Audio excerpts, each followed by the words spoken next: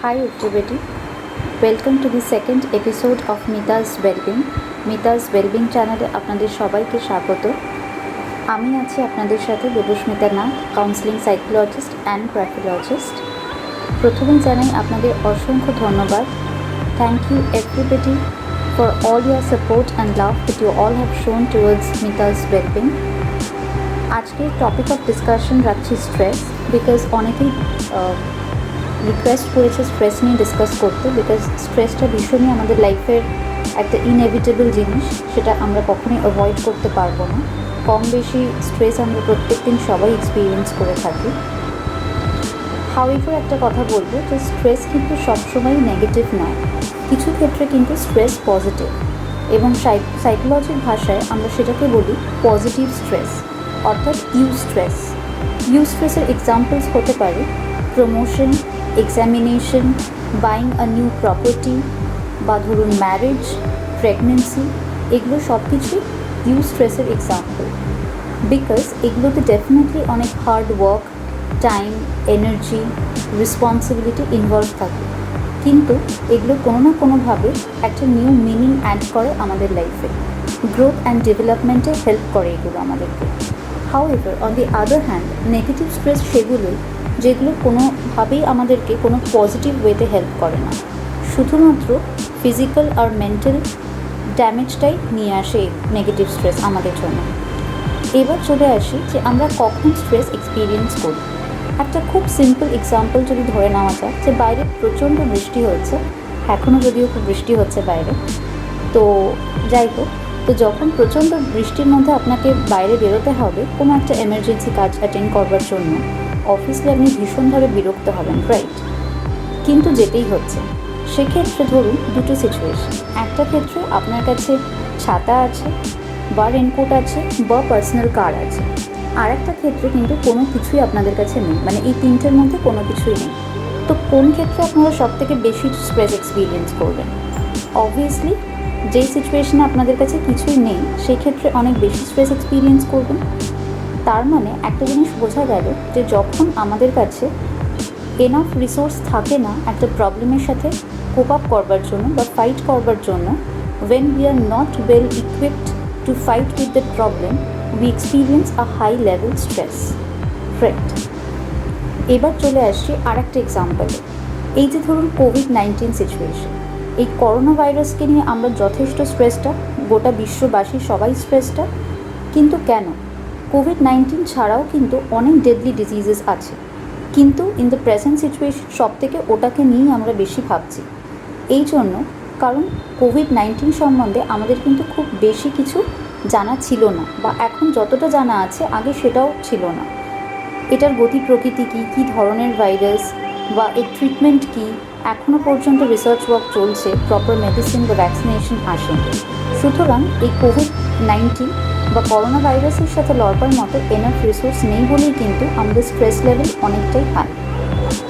এবার আসি আর একটা পয়েন্টে, সেটা হচ্ছে ইন্ডিভিজুয়াল ডিফারেন্স। এই যে প্রত্যেকটা মানুষ প্রত্যেকটা মানুষের থেকে আলাদা।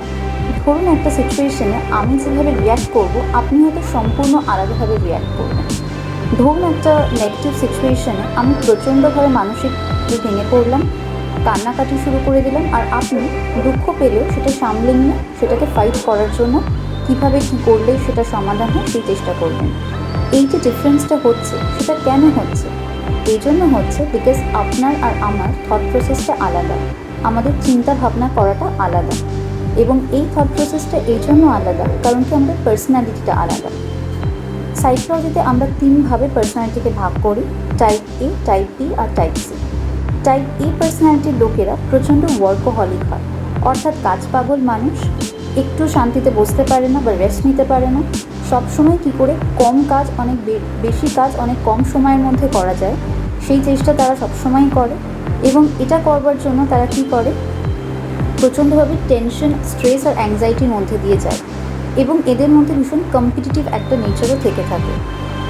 সো যখন for a very prolong period of time এরা এ ধরনের স্ট্রেস বা অ্যাংজাইটির মধ্যে দিয়ে যায়, তখন এদের হাই ব্লাড প্রেশার বা কার্ডিয়াক ডিফারেন্ট ধরনের কার্ডিয়াক প্রবলেম এক্সপিরিয়েন্স করার চান্স কিন্তু অনেক বেশি।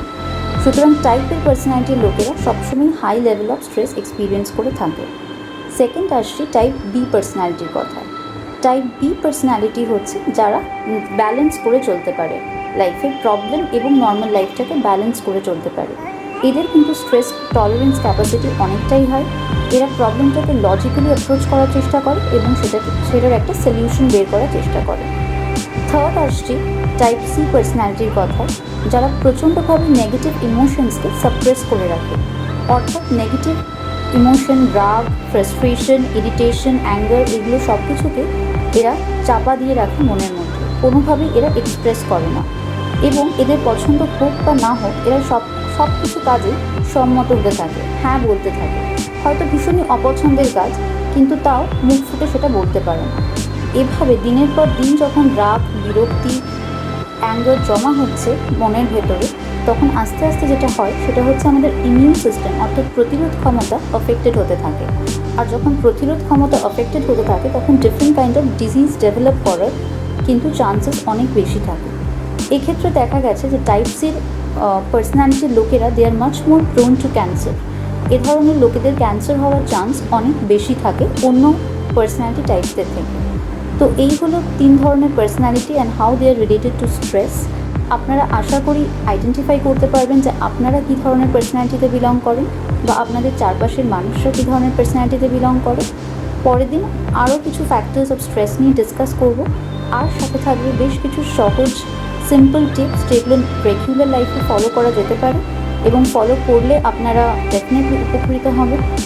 যদি এই এপিসোডটি ভালো লেগে থাকে অবশ্যই সাবস্ক্রাইব করবেন, কমেন্ট করে জানাবেন কেমন লাগছে এবং শেয়ার করবেন সবার সাথে, আর অবশ্যই লাইক করবেন।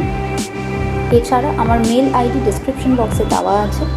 যদি কোনো প্রবলেম এক্সপিরিয়েন্স করেন সেটা ডেফিনেটলি শেয়ার করবেন আমার সাথে। আমি চেষ্টা করব সেই প্রবলেমটা ডিসকাস করে তার সলিউশন দেওয়ার। সবাই সুস্থ থাকবেন শারীরিক ও মানসিকভাবে, ভালো রাখবেন চারপাশের মানুষকে।